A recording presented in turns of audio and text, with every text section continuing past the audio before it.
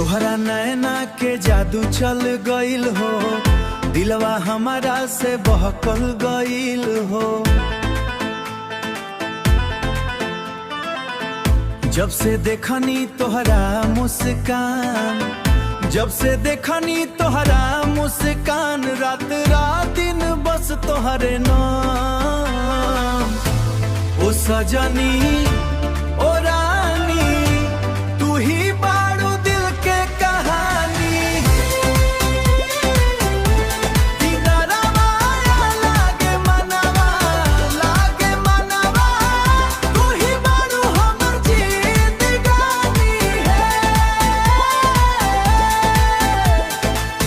गोर गोर गाल, होठ गुलाबी, लगेलू तू चांद से भी प्यारी। आहो तोहरे खातिर दिल धड़के, तोहरे खातों में दिल धड़के, हर सपना में तू ही दिखे। ओ सजनी ओ रानी, तू ही बारू दिल के कहानी।